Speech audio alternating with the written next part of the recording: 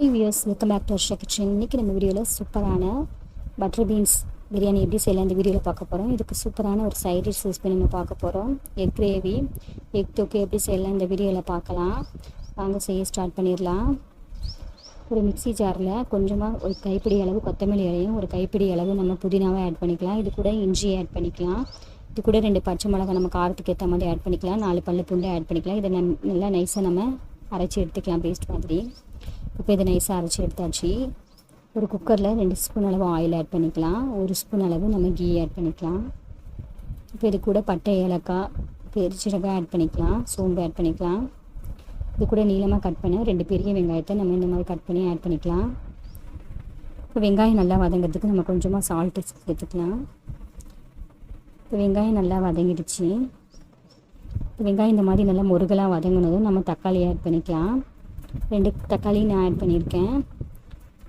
இது நல்லா நம்ம வதக்கி எடுத்துக்கலாம். தக்காளி நல்லா வதங்கினதும் நான் அரைச்சி வச்சுருக்கேன். நம்ம இந்த பேஸ்ட்டை ஆட் பண்ணிக்கலாம். புதினா, கொத்தமல்லி பேஸ்ட் நம்ம ஆட் பண்ணிக்கலாம். இது கூட நம்ம பட்டர் பீன்ஸ் ஆட் பண்ணிக்கலாம். இதில் 1 ஸ்பூன் அளவு கரம் மசாலா பொடி, 1 ஸ்பூன் அளவு சில்லி பவுடர் ஆட் பண்ணிக்கலாம்.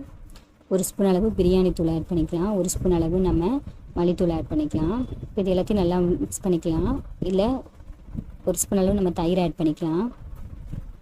கொஞ்சமாக கொத்தமல்லி இலையை, கொஞ்சமாக புதினா இலையை நம்ம ஆட் பண்ணிக்கலாம். இப்போ இதெல்லாம் நல்லா வதங்கிடுச்சு. இது கூட நம்ம 2 கிளாஸ்க்கு நான் வந்து 4 கிளாஸ் தண்ணி எடுத்து வச்சுருக்கேன். நம்ம அதை ஆட் பண்ணிக்கலாம். ஆட் பண்ணதுக்கப்புறம் நம்ம எடுத்து வச்சுருக்க ஊற வச்சுருக்க நம்ம ரைஸ் ஆட் பண்ணிக்கலாம். தேவையான அளவு நம்ம உப்பு ஆட் பண்ணிவிட்டு இதை நம்ம ரைஸ் ஆட் பண்ணிக்கலாம்.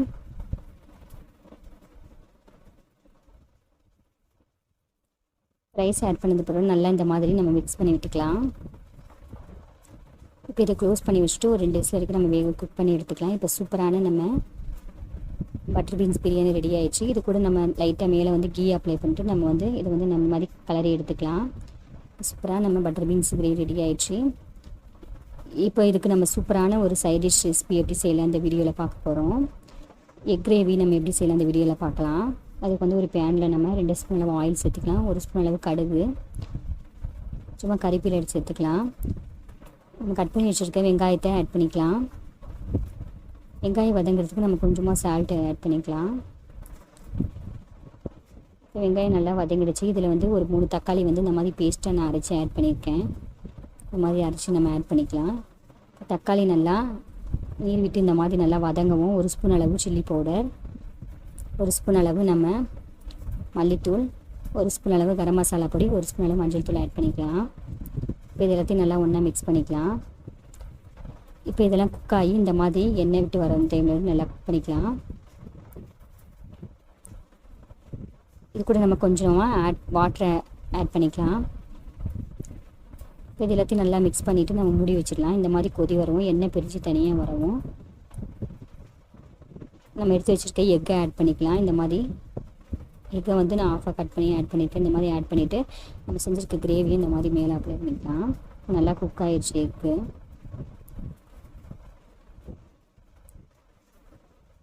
லேசாக நம்ம கொத்தமல்லி தூவி நம்ம அடுப்புலேருந்து இறக்கிடலாம். சூப்பராக டேஸ்டான நம்ம எக் மசாலா. இது வந்து ஒயிட் ரைஸ் கூட நல்லாயிருக்கும். நீங்கள் பிரியாணிக்கு மட்டும் இல்லாமல் ஒயிட் ரைஸ் கூட நல்லாயிருக்கும். சப்பாத்திக்கு, பூரிக்கெலாம் சூப்பர் டேஸ்ட்டாக இருக்கும். இப்போ சூப்பரான நம்ம பட்டர் பீன்ஸ் பிரியாணி ரெடி ஆகிடுச்சு. இப்போ சூப்பரான நம்ம எக் கிரேவியும் ரெடி ஆகிடுச்சு. இந்த ரெசிபி கண்டிப்பாக உங்களுக்கு பிடிச்சிருந்ததுன்னா வர்ஷா கிச்சன் தமிழுக்கு சப்ஸ்கிரைப் பண்ணுங்கள், லைக் பண்ணுங்கள், ஷேர் பண்ணுங்கள். தேங்க்யூ.